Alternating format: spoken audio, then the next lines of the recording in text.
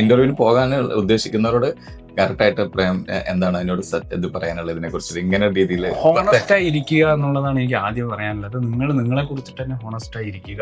പിന്നെ പൊതുവിദ്യാലയങ്ങളിൽ എന്താണ് നടക്കുന്നത്, എക്സ്ട്രാ കരിക്കുലർ ആയിട്ട് എന്തൊക്കെ നടക്കുന്നുണ്ട്, പൊതുവിദ്യാലയങ്ങളെ സപ്പോർട്ട് ചെയ്യാൻ വേണ്ടി എന്തൊക്കെ ഫണ്ടുകൾ വരുന്നുണ്ട്, എസ്പെഷ്യലി ഇപ്പോൾ ഈ PM ശ്രീയുമായിട്ട് ബന്ധപ്പെട്ടിട്ടുള്ള കാര്യങ്ങളൊക്കെ വായിച്ചിട്ട് പോവുക, NEP ആയിട്ട് ബന്ധപ്പെട്ടുള്ള കാര്യങ്ങൾ വായിച്ചിട്ട് പോവുക.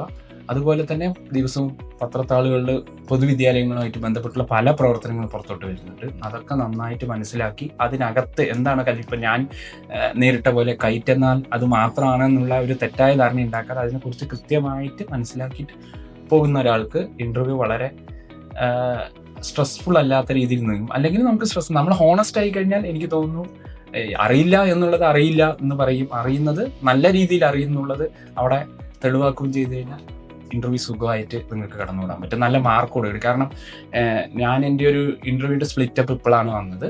എനിക്ക് 36 മാർക്കായിരുന്നു ഉണ്ടായിരുന്നത്. 36.33 മാർക്കാണ് എനിക്ക് എക്സാമിനേഷൻ വഴി ഉണ്ടായിരുന്നത്. എൻ്റെ താഴത്തെ റാങ്കുകാരിക്കും 36.33 മാർക്കാണ്. പക്ഷെ എനിക്ക് ഇൻ്റർവ്യൂവിന് 1 മാർക്ക് കൂടുതലുണ്ടായിരുന്നു. അതുകൊണ്ടാണ് ഞാൻ 19ാം റാങ്കായിരുന്നത്. അപ്പോൾ ഇൻ്റർവ്യൂയുടെ മാർക്ക് ഓരോ മാർക്കും വളരെ ഇമ്പോർട്ടൻ്റ് ആണ്.